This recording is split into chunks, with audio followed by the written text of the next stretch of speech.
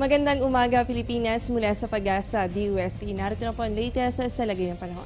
Sa labas muna tayo ng ating Philippine Area of Responsibility. Ayon sa Pag-asa, panibagong low pressure area ang kanilang binabantayan. At ayon nga po kay Pag-asa weather forecaster Shelly Ignacio, ay masyado pa itong malayo para makaapekto sa ating bansa. Tinatayang lalagpas pa sa 2,000 kilometro ang layo ng naturang low pressure area. At patuloy naman pong imomonitor ito ng Pag-asa.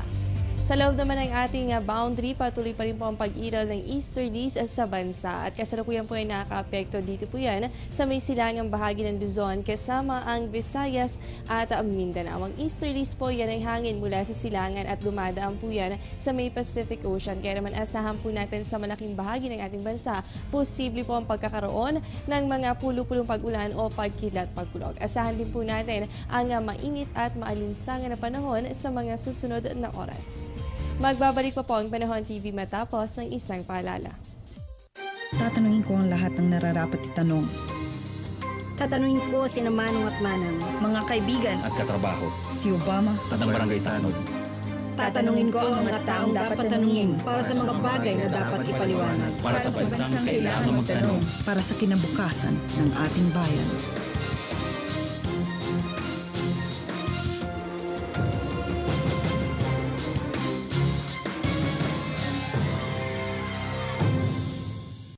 Alamin naman po natin kung ano nga ba ang magiging lagay ng panahon sa mga susunod na araw. Narito po ang 3-day weather forecast ng Pag-asa.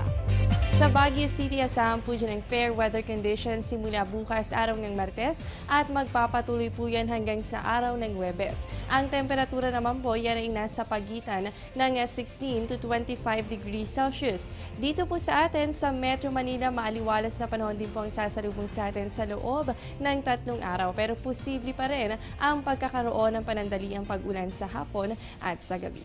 Sa Metro Cebu, asahan po natin dyan ng good weather conditions simula bukas, ganun din po sa Miyerkules at sa Huwebes. Ang temperatura po maglalaro naman yan sa pagitan ng 25 to 33 degrees Celsius. Dako naman po tayo sa Metro Davao. Asahan dyan ng partly cloudy to cloudy skies with isolated rain showers and thunderstorms for the next 3 days.